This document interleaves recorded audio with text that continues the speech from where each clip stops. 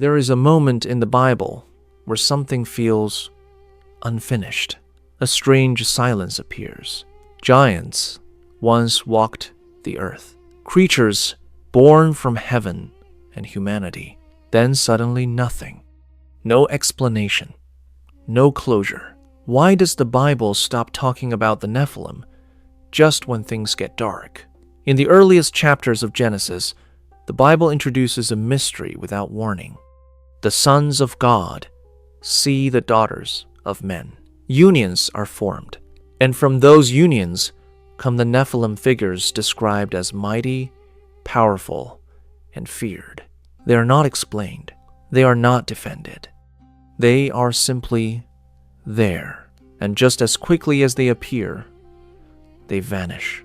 After Genesis 6, the Bible moves on.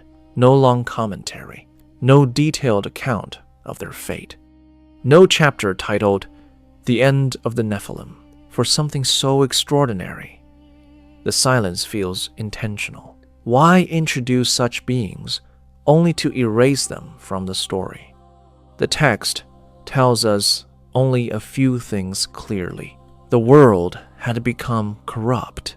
Violence filled the earth. Humanity's thoughts leaned continually toward evil. Then comes the flood.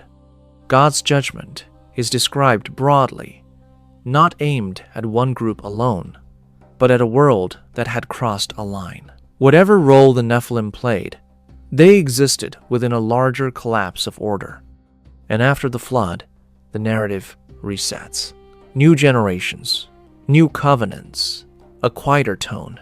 The Bible chooses not to linger on what was destroyed, but on what must be rebuilt. Here is where the silence becomes important. The Bible often speaks loudly through what it refuses to explain. Not every mystery is meant to be explored endlessly. Some are meant to be closed. The disappearance of the Nephilim is not an oversight. It is a boundary. The text draws a line and says, "This path leads nowhere good." And then it turns our attention elsewhere. Human curiosity is powerful. We want names, origins, timelines, explanations. But curiosity, when unchecked, can become a distraction from what actually matters. The Bible is not a catalog of supernatural beings. It is a story about humanity's relationship with God. By limiting what it says about the Nephilim, Scripture keeps the focus where it belongs, not on forbidden beings, but on human responsibility. This isn't the only time the Bible does this. Certain figures appear briefly, then disappear. Certain events are mentioned once, then never expanded. Certain doors are opened just enough to remind us they exist, then closed. Because dwelling too long on the wrong questions can pull us away from the right ones. The Bible is not avoiding truth. It is protecting purpose. The Nephilim are not presented as heroes. They are not examples to follow. They are a warning about crossing boundaries, about power without wisdom, about knowledge without obedience. Their disappearance signals that some paths end only in destruction and do not deserve further attention. The flood was not a footnote to the Nephilim.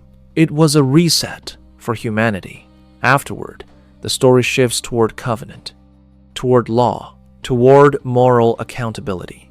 The Bible leaves behind what cannot be redeemed and invests in what can. And this is where the story turns toward us. There are moments in life when we want answers that never come. Why something ended, why a door closed, why God moved on before we felt ready. But sometimes, silence is not absence, it is direction. Not everything needs to be explained for us to move forward. The Bible does not mourn the Nephilim. It does not revisit them with nostalgia. It closes the chapter and continues. And maybe that teaches us something uncomfortable, but freeing. Some chapters are meant to end without explanation. Not because they weren't important, but because they are no longer necessary. The Nephilim fade from Scripture not because they matter too little, but because they matter too much in the wrong direction. The Bible chooses life over obsession, purpose over curiosity, direction over distraction. And in doing so, it asks us a quiet question. What are we still holding on to that God has already moved past? The Bible doesn't forget the Nephilim. It leaves them behind on purpose. And sometimes, the most dangerous thing is not what we don't know, but what we refuse to let go. The Bible doesn't forget the Nephilim. It leaves them behind on purpose. And sometimes, the most dangerous thing is not what we don't know, but what we refuse to let go.